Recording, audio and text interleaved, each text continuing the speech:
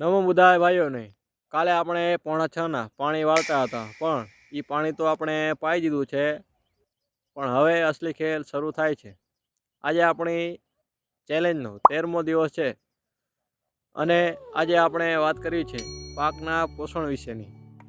ઘણા ભાઈઓ શું કરે કે ખાલી પાણી પાઈ દે એટલે કામ પૂરું એમ સમજે, પણ ભલા માણા એને કોણ સમજાવે. જેમ આપણને રોટલા ભેગું શાક જોઈએ તેમ પાકને પણ માઇક્રોન્યુટ્રિયન્ટ્સ સૂક્ષ્મ તત્વોની જરૂર પડે. અત્યારે પાક ફાલે હોય અને દૂધે ભરાતો હોય ને, ત્યારે જો એને યોગ્ય પોષક તત્વો ન મળે ને, તો છેલ્લે ઉતારામાં માર ખાઈ જવાય. મારી તમને એક જ સલાહ: ખોટા આંધળા ખર્ચ કરવા કરતાં પાકને જોઈને એને જે ઘટે છે ને એ જ આપો. જો પાન પીળા પડતા હોય અને ફાલ ખરતો હોય તો તેમાં સમયસર ટ્રીટમેન્ટ કરજો. કાળી મજૂરી કરી છે ને તો ફળ પણ કંચન જેવું લેવાનું છે. તમારો પાક અત્યારે કેટલા દિવસનો થયો છે તે કોમેન્ટમાં લખો.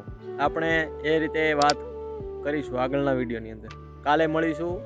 જય ભીમ.